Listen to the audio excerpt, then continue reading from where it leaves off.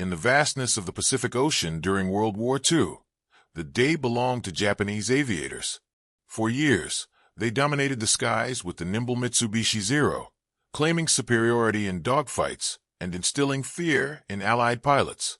But when the sun dipped below the horizon, a strange calm spread over the sea. Japanese pilots felt safe in the darkness. Their strategy was simple: avoid combat at night, preserve strength for daylight, and rely on the cover of shadows. For the Japanese, night was a shield. Their aircraft lacked the equipment, training, and doctrine to fight effectively in the dark. The Imperial Navy's planners believed darkness would hide their convoys, protect their carriers, and let damaged fleets slip away from American pursuit. Pilots spoke of the night as their sanctuary, a time when they could breathe. But all of this was about to change. Unbeknownst to many Japanese aviators, America had been experimenting with a radical concept: night fighters. These weren't ordinary planes. They were flying hunters, equipped with newly developed radar systems that allowed them to see in complete darkness. Where the human eye failed, the machine could now guide. This innovation shattered centuries of reliance on the sun and stars. For the first time in history, pilots could stalk enemies hidden by the night. The first Japanese pilots to experience this terrifying reality were caught completely unprepared. It began in the Solomons and the Central Pacific, where Japanese bombers attempted to slip through under cover of night to strike American airfields and fleets. For months, these raids caused havoc. American defenders on the ground would hear engines droning overhead, the sudden whistle of bombs falling, and yet the sky remained black. No interceptors came, because no one could see. But then something changed. On one moonless night in 1943, Japanese crews on a bombing mission suddenly noticed tracers slicing through the darkness. A bomber exploded in flames, struck not from the ground but from the sky above. Another fell moments later, its pilot screaming into the radio that an unseen enemy was upon them. Panic rippled through the formation. They tried evasive maneuvers, but how do you dodge a predator you cannot see? For the first time, the Japanese realized that the darkness they once trusted was no longer theirs. Word spread quickly through the ranks. Survivors whispered about American aircraft with glowing green screens in their cockpits, about pilots who could see through clouds and shadows. To many, it seemed like sorcery. They had no explanation for how they were being ambushed in the blackness of night. One Japanese pilot wrote in his diary, "We thought the night belonged to us. Now the night itself hunts us." What they were facing were America's new radar-equipped night fighters, modified P-38 Lightnings, F-6F Hellcats, and most famously, the P-61 Black Widow, the first aircraft designed from the ground up to fight in darkness.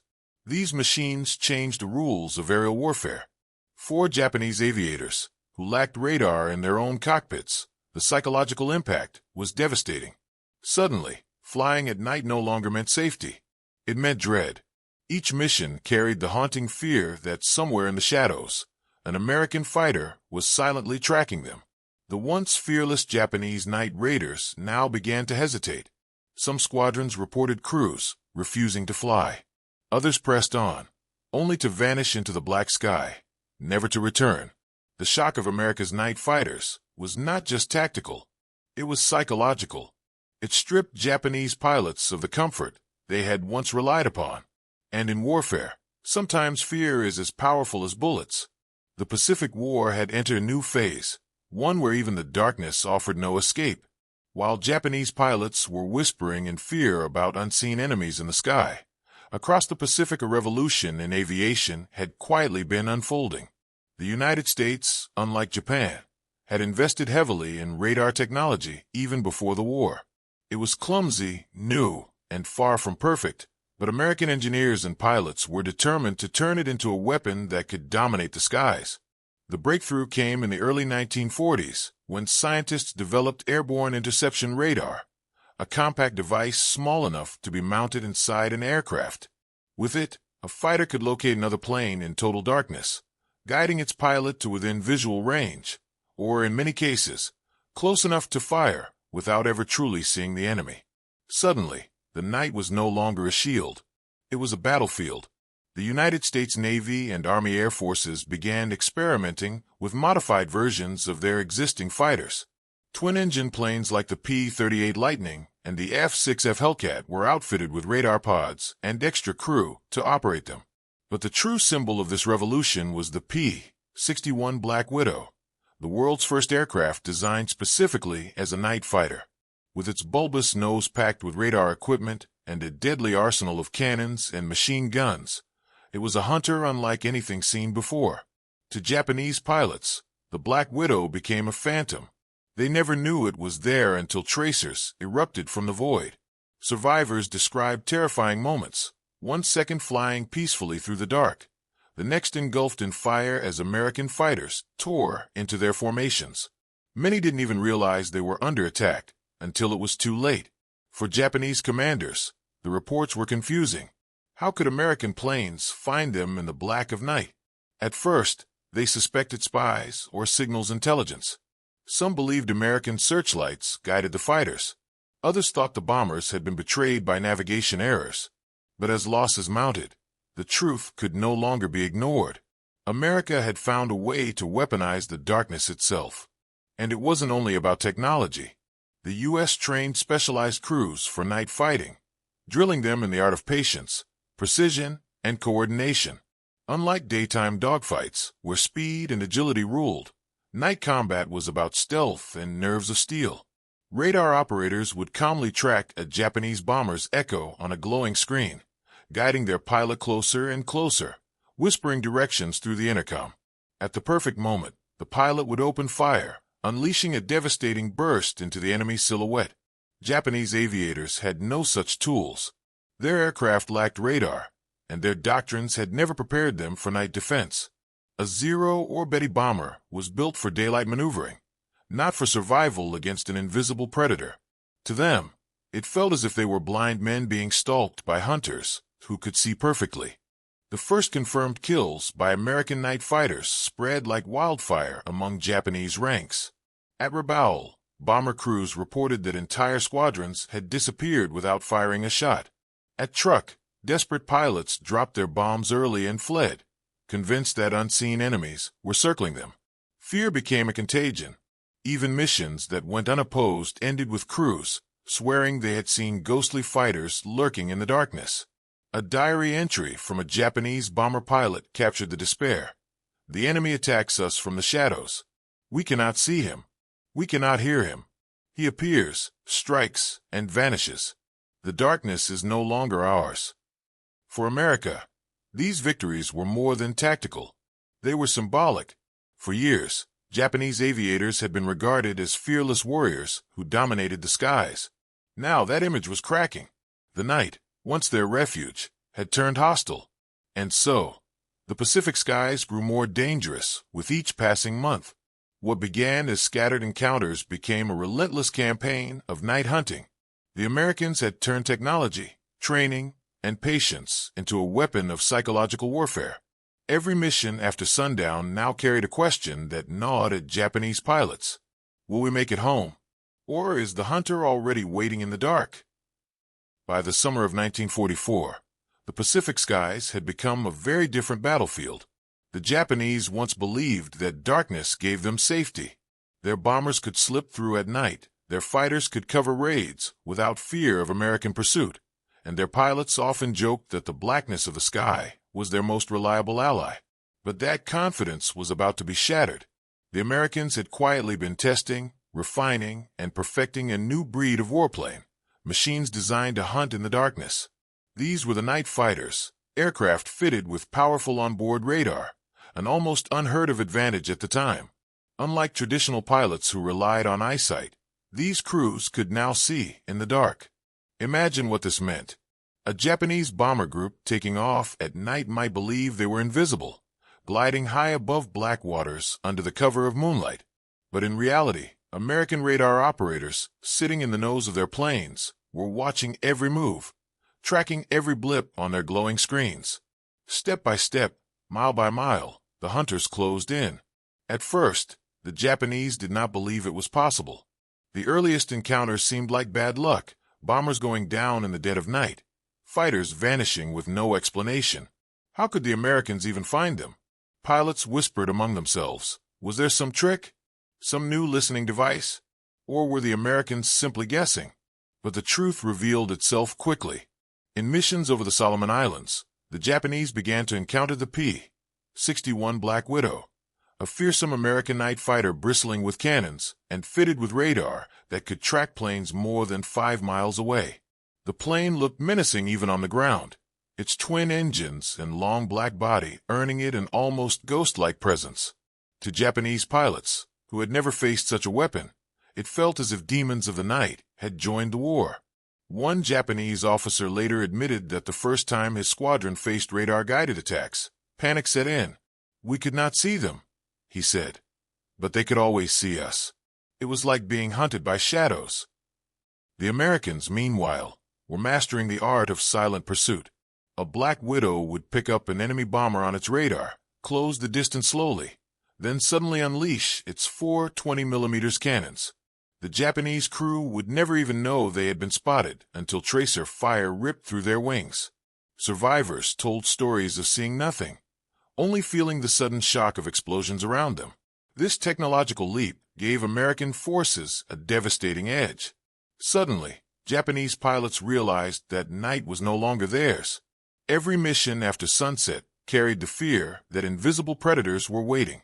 Some squadrons began refusing to fly at night altogether, knowing the odds were stacked against them. The impact stretched beyond the cockpit. Ground crews in Japan and on occupied islands were shaken by the reports. How could the Americans, who just 2 years earlier had been reeling from attacks at Pearl Harbor, now field machines that turned the very laws of combat upside down? Confidence, once the backbone of Japanese strategy, began to erode. And with each victory, the Americans grew bolder. They expanded radar use, perfected interception tactics, and trained specialized crews who became experts in night warfare. The Pacific, once a playground for Japanese night raids, was turning into a hunting ground where every dark cloud might conceal a Black Widow. To the Japanese, it seemed almost supernatural. One pilot described it as fighting ghosts who came from nowhere, struck with invisible eyes, and vanished again into the black. That chilling description would echo across airfields from Rabaul to Truk. In reality, there was nothing supernatural about it. It was the cold, calculated power of innovation. While Japan had relied on courage and tradition, the Americans had poured resources into research, engineering, and adaptation. The result was not just a new aircraft, but a new way of waging war. The shock among Japanese pilots was not only tactical, but deeply psychological. Many had grown up believing in the supremacy of their training, their bravery, and their spiritual strength. Yet here was proof that technology could outmatch even the most fearless warrior. Night fighters shattered not just planes, but illusions. By late 1944, every Japanese pilot knew the truth. The Americans owned the night. As the war stretched deeper into 1944, the night skies over the Pacific had transformed into something terrifying for Japanese airmen. What had once been a cloak of safety was now a hunting ground filled with unseen dangers. The Americans had shifted the balance entirely. The arrival of the P-61 Black Widow wasn't just about hardware. It was about a new doctrine of warfare. These night fighters didn't act alone. They were part of a growing network of radar stations, ground controllers, and airborne interceptors that turned the darkness into a deadly trap. The Japanese were slowly realizing that their old methods, stealth, surprise, and sheer daring, were crumbling before this unseen web of technology. Consider this. A Japanese bomber squadron might take off from an island base, confident they could cross the ocean unseen. But far below, on some distant atoll, American radar operators were already tracking their flight path. Those operators would radio coordinates to a Black Widow crew waiting in the dark. The plane would lift off, climb silently into the night, and vector itself toward the unsuspecting enemy. The Japanese pilots never stood a chance. They were flying with no radar, relying only on their eyes and the faint glow of starlight. For them, spotting an enemy in the dark was nearly impossible. But for the Americans, the radar scope lit up with glowing dots, each one a target waiting to be destroyed. One U.S. pilot later recalled the eerie experience. You'd be staring at that screen, watching a blip move closer. Then, through the canopy, you'd see the faint shadow of an enemy plane against the moon. We'd slide in behind them, and they had no idea we were there until our guns opened up. 4 Japanese crews. The effect was devastating. Missions that once carried risk, but also opportunity, now became near-suicidal ventures. Entire bomber formations were wiped out before they even reached their targets. Fighters escorting them fared no better. Without radar, they were little more than blind men swinging swords in the dark. By late 1944, Japanese commanders began receiving alarming reports. Night losses were mounting at a rate never before seen. Some pilots insisted that the Americans must be using witchcraft, or that they had somehow trained animals to sense planes in the dark. Others, more pragmatic, realized the truth. American science had leapt ahead. Still, Japanese high command struggled to respond. Building advanced radar systems required resources and industry that Japan simply no longer had. Their factories were already straining under Allied bombing campaigns. Fuel shortages crippled their ability to even train pilots properly, let alone introduce entirely new aircraft equipped with radar. Meanwhile, American crews were growing more confident with every mission. What had begun as experimental interceptions turned into a ruthless campaign. Black Widow squadrons prowled over the Marianas, the Philippines, and later Okinawa, striking fear into anyone who dared take off under cover of night. The psychological toll was immense. Veteran Japanese pilots, men who had once laughed at the idea of defeat, now approached night missions with dread. Younger recruits, barely trained and thrust into cockpits, were even more terrified. Many never returned from their first mission. And it wasn't just the planes.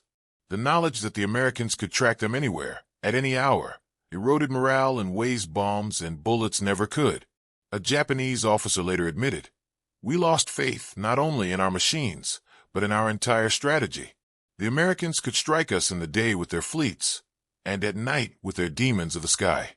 There was no rest." This shift marked more than just tactical change. It symbolized the collapse of Japanese air superiority. The empire that had once dominated the skies now struggled simply to survive in them. The very concept of war in the Pacific was changing. The Americans weren't just out fighting Japan. They were outthinking them, using technology to dismantle the old order piece by piece. For Japanese pilots, the realization was chilling. No matter how skilled, how brave, or how determined they were, courage alone could not defeat machines that could see through the night. Their legends of invincible samurai spirit were being replaced by the cold reality of American innovation. Every mission became a gamble against invisible hunters, and more often than not, the gamble ended with fire in the sky and wreckage sinking into the ocean. By now, one truth was undeniable. The night no longer belonged to Japan. By the beginning of 1945, the night fighter war had become one of the most chilling duels of World War II. The Japanese, desperate to hold back the American tide, began deploying their aircraft at night with increasing frequency. But what they thought would be a clever way to evade U.S. air dominance quickly turned into a nightmare. The Americans had refined their tactics. Black Widow squadrons weren't just interceptors anymore. They were hunters in the truest sense. Crews trained relentlessly in night operations, learning how to stalk targets silently through the dark skies, how to coordinate between radar operator and pilot, how to strike without ever giving their prey a chance to respond. One chilling pattern emerged. Japanese bombers that once relied on surprise attacks against U.S. bases or anchored fleets now found themselves ambushed before they even reached their targets. Time and again, formations of Japanese planes vanished into the Pacific night, never to return. But perhaps the most shocking element wasn't simply the losses. It was how little the Japanese pilots understood about what was happening. Many survivors told stories of being attacked from angles they didn't even know existed.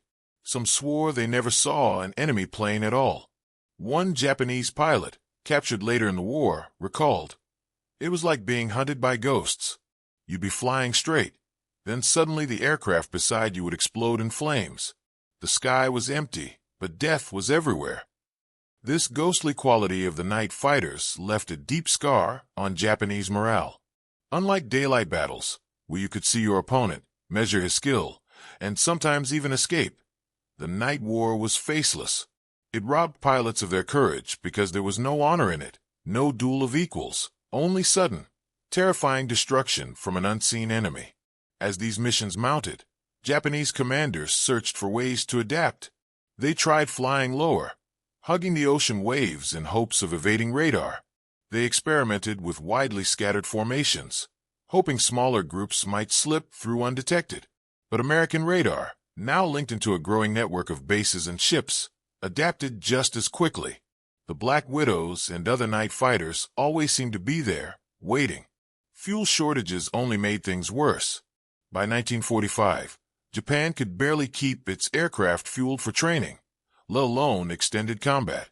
Many young pilots sent on these night missions had fewer than 100 hours in the cockpit.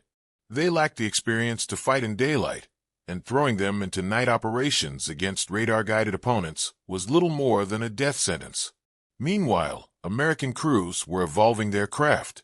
The P-61's radar operators became experts at guiding their pilots into perfect firing positions. These two-man teams worked with calm precision, almost surgical in the way they dissected enemy formations. It was a dance. One U.S. radar operator remembered, "I would call out headings, distances, speeds. The pilot trusted me completely. By the time the enemy knew we were there, it was already too late." The Japanese night missions that did succeed were increasingly rare, and often achieved at terrible cost. A handful of bombers might reach a U.S. base, drop their bombs, and flee into the darkness, but the losses were staggering. Dozens of men would die just to deliver a few explosives, often causing little real damage. The strategic balance was tilting so far against Japan that even their bravest efforts seemed futile. And yet, the Japanese pilots continued to fly. Some were driven by loyalty, others by desperation, and many by the simple inevitability of orders. They knew the odds, knew the fear, and still climbed into their cockpits. But their courage could not bridge the gulf between 1940s Japanese aircraft design and American radar innovation. By mid-1945, even the Japanese high command could no longer ignore the reality. The night belonged to the Americans. The once vaunted spirit of the Japanese air arm was broken not just by firepower, but by an enemy that had turned science itself into a weapon. And with the Americans pushing ever closer to the home islands, the night fighter war was about to take on an even more terrifying dimension, one that would see kamikazes, last stands, and skies filled with desperate gambles. The Japanese pilots were discovering that in modern war, bravery alone could not conquer technology. The ghosts in the sky were everywhere, and they were closing in. By the summer of 1945, the Japanese night air war had entered a stage of near despair. The empire was cornered. The Americans had captured the Marianas, pushed through the Philippines, and were now striking the very heart of Japan itself. By day, B-29 bombers darkened the skies, reducing cities to ash. By night, the hunters returned, prowling with radar-guided precision, turning even the darkness into an ally. In desperation, Japanese commanders shifted toward a tactic that stunned the world, the kamikaze. These special attack units were expected to sacrifice themselves by diving their aircraft directly into American ships. At first, kamikaze strikes were largely daytime operations, but as American defenses grew fiercer, Japan began sending them at night. The hope was that the darkness might shield their desperate warriors, giving them a chance to slip past radar and gunfire. But here again, the Americans were waiting. Night fighters, particularly the P-61 Black Widow, became the silent executioners of these kamikaze flights. Equipped with advanced radar, they could detect the suicide planes long before they reached the fleet. Many kamikazes never came close to their targets. They were intercepted in the dark skies and blown apart before they could descend. For the Japanese pilots ordered into these missions, it was a terrifying paradox. They had accepted death. They had prepared themselves for a final, glorious sacrifice. Yet many never even reached the battlefield. Instead, they perished unseen, torn apart by the same invisible predators that had haunted them for years. One American night fighter pilot later described intercepting kamikazes as grim work. There was no satisfaction in destroying men who were already resigned to die. But the duty was clear. Every kamikaze shot down meant a U.S. ship spared, hundreds of sailors saved. The night fighters bore that heavy responsibility in silence. For the Japanese, these failures shattered morale even further. Kamikaze missions were supposed to inspire fear and demonstrate unbreakable resolve. Instead, many ended in futile destruction, their sacrifice wasted in the black emptiness of the Pacific night. Desperate measures soon followed. Some Japanese pilots tried flying without lights, skimming so low over the water that they risked crashing into the waves. Others experimented with erratic flight paths, hoping to confuse the enemy's radar. A few even launched from hidden airstrips at irregular hours to avoid detection. None of it worked. The Americans had become masters of the night sky. The radar network was now immense. Ground stations, shipborne systems, and airborne radars worked in coordination, creating a nearly impenetrable shield. When a Japanese plane took off, chances were high that someone, somewhere in the American network, was already tracking it. Still, Japanese pilots flew.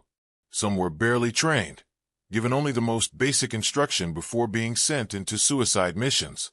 Others were veterans who had survived since the early years of the war, now forced into hopeless attacks against overwhelming odds.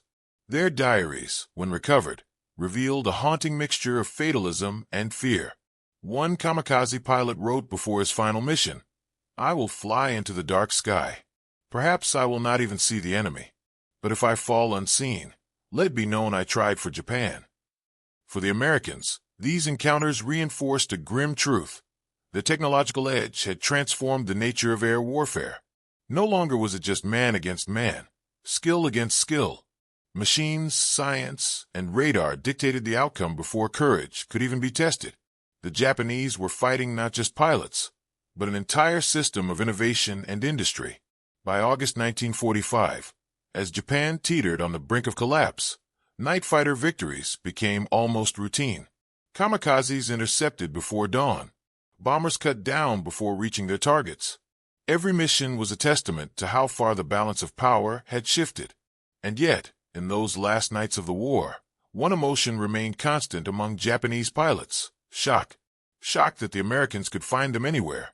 Shock that the darkness they once trusted had betrayed them. Shock that bravery alone could not carry them to victory. The age of the night hunter had reached its peak. And soon, as Japan prepared to surrender, the final chapter of this ghostly war would be written. By the final months of the war, the story of Japan's night skies had become one of inevitability. Once, the Japanese Imperial Navy and Air Force had believed themselves masters of the Pacific. They had swept across the ocean in 1941 and 1942, striking fear with their daring raids and disciplined pilots. They trusted in their speed, their maneuverability, and above all, the advantage of surprise.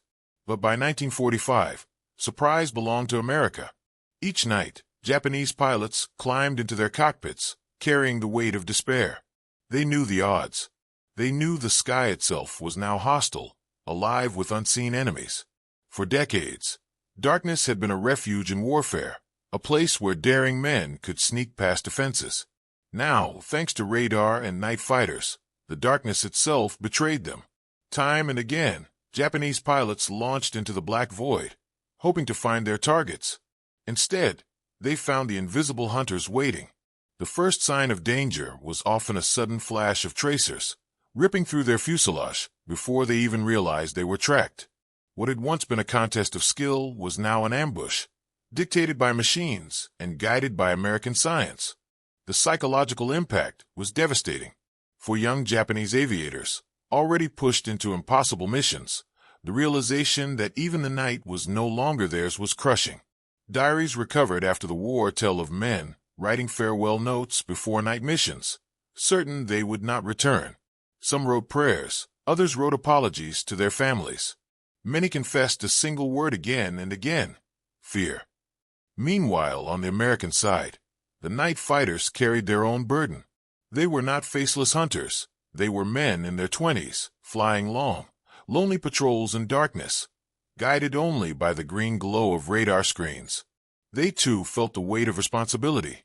knowing that every Japanese bomber they failed to stop could mean hundreds of sailors lost in the fleet below. Their victories saved lives, but they also haunted them. One P-61 pilot admitted after the war, "We destroyed them before they even knew we were there." It felt less like combat, more like execution. Still, the system worked. By the summer of 1945, America's night fighters had virtually sealed the skies. Kamikazes, bombers, even reconnaissance planes, none could operate safely. Japan's once mighty air force had been reduced to shadows, hunted down before they could even strike.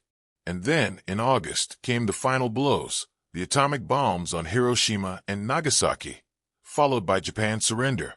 For many Japanese pilots who survived, the end came almost as a relief. The nightmare of the night skies, the hopeless missions, the shock of being hunted in darkness. It was finally over. After the war, Japanese aviators reflected on what they had experienced. Some admitted admiration for American technology. Others expressed bitterness at the futility of their sacrifice. One former Zero pilot confessed years later, "We thought bravery was enough. But bravery cannot fight radar. Courage cannot defeat machines." That realization, shocking, humbling, undeniable, marked the end of an era.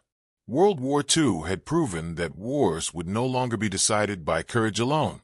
Industrial power, innovation, and technology would shape the skies of the future. For America, the night fighter campaign became a largely forgotten chapter of the war, overshadowed by massive battles and famous fleets. But for the men who lived it, for the Japanese pilots who never returned from the darkness, and the American crews who hunted them down, it was a defining experience. In the end, Japanese pilots were not just shocked by night fighters.